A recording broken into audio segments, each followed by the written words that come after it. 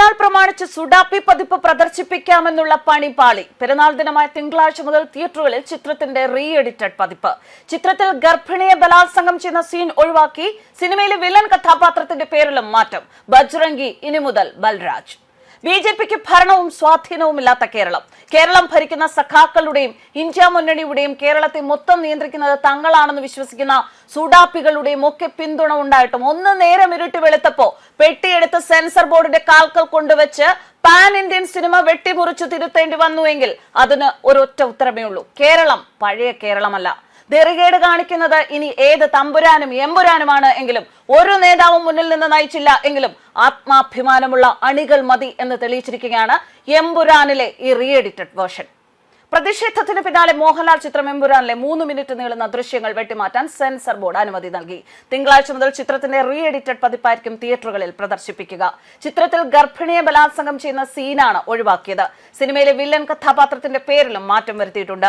ബജ്രംഗി എന്ന പേര് മാറ്റി ബൽരാജ് എന്നാക്കിയിട്ടുണ്ട്.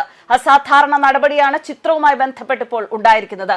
നിർമ്മാതാക്കൾ തന്നെ ചിത്രത്തിലെ ഭാഗങ്ങൾ വെട്ടിമാറ്റാൻ സെൻസർ ബോർഡിനോട് ആവശ്യപ്പെടുകയായിരുന്നു. വ്യാപകമായ പരാതിയും പ്രതിഷേധവും ശക്തമായതിനു പിന്നാലെ കേന്ദ്ര സെൻസർ ബോർഡ് ഇടപെട്ട് നടപടികൾ വേഗത്തിലാക്കാൻ ആവശ്യപ്പെടുകയായിരുന്നു എന്നാണ് വിവരം.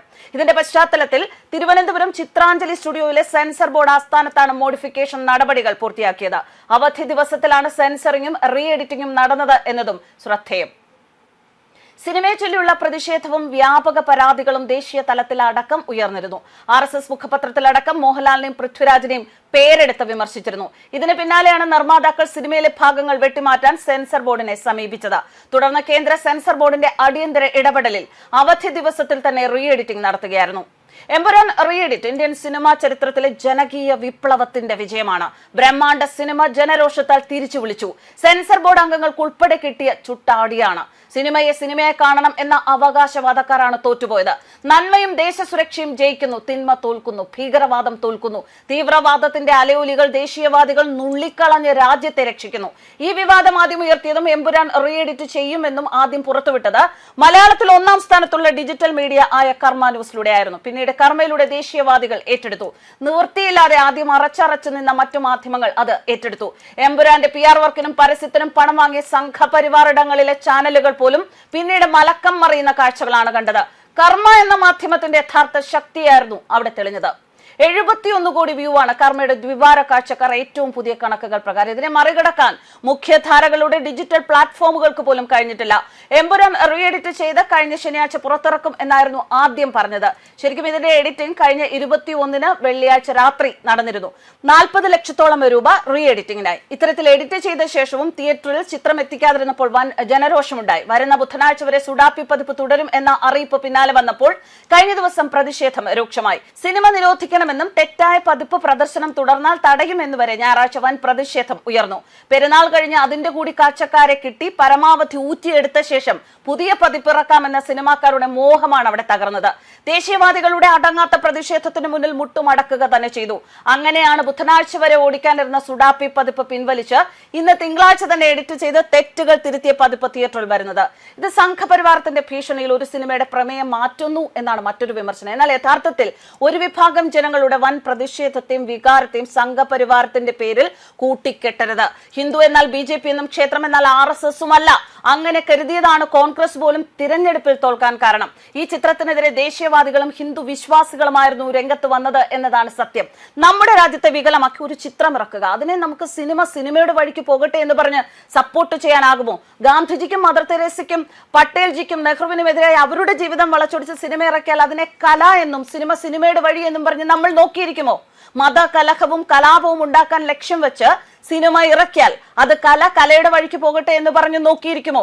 ദേശ സുരക്ഷ അപകടത്തിലാക്കുന്ന പാകിസ്ഥാൻ പ്രമേയങ്ങൾ കുത്തിനിറച്ച ഒരു സിനിമ ഇറക്കിയാൽ സിനിമയുടെ വഴി എന്ന് പറഞ്ഞ് നമ്മൾ അടങ്ങിയിരിക്കുമോ? രാജ്യം നശിക്കണം എന്ന് പറയുന്നവരാണ് സിനിമയുടെ വഴിക്കും കലയായി കാണൂ എന്നൊക്കെ പറയുന്നത് എന്ന് തന്നെ പറയേണ്ടി വരും.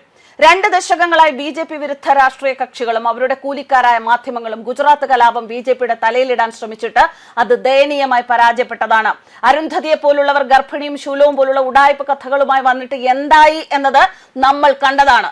അവരുടെ ആ ശ്രമങ്ങൾ കൊണ്ട് നരേന്ദ്രമോദി എന്ന അതികായനെ ബി.ജെ.പിക്കും രാജ്യത്തിനും ലഭിച്ചു. ഇത്തരം നുണപ്രചാരങ്ങളുടെ അധിക്യം കാരണം പലരും വിഷയത്തെ പഠിക്കാൻ ശ്രമിച്ചു എന്നത് തന്നെയാണ് നരേന്ദ്രമോദിക്ക് കീഴിൽ ബി.ജെ.പി. ഇത്രയധികം വളരാൻ കാരണം.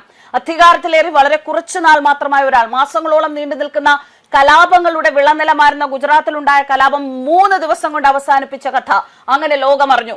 അതിനുശേഷം കലാപങ്ങൾക്ക് പുതുമയില്ലാത്ത ഗുജറാത്തിൽ കലാപങ്ങൾ ഉണ്ടായില്ല എന്നതും നരേന്ദ്രമോദിയുടെയും ബി.ജെ.പിയുടെയും വളർച്ചയ്ക്ക് പ്രധാന കാരണവുമായി. ഗോദ്രാനന്തര കലാപത്തെക്കുറിച്ചുള്ള നിറം പിടിപ്പിച്ച കഥകളാണ് നരേന്ദ്രമോദി എന്ന ഭരണാധിപനെ കുറിച്ച് ഭാരത ജനത അന്വേഷിക്കാൻ കാരണമായത്.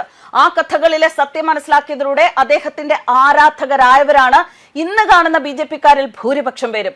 അതിൽ സ്മൃതി ഇറാനി എന്ന ബി.ജെ.പിയുടെ മുതിർന്ന നേതാവ് മുതൽ നമ്മുടെ ചുറ്റിലുമുള്ള സാധാരണക്കാർ വരെ വരും. അതുകൊണ്ട് ആരെയെങ്കിലും വെളുപ്പിക്കാൻ വേണ്ടി ഇറക്കുന്ന പ്രൊപ്പഗാൻഡ സിനിമകളെ ബി.ജെ.പിക്കിട്ടുള്ള അല്ലെങ്കിൽ സംഘപരിവാർക്കിട്ടുള്ള പണി എന്ന് പറഞ്ഞ് രാഷ്ട്രീയവൽക്കരിച്ചുകൊണ്ട് അതിനെ ലഘൂകരിക്കരുത്.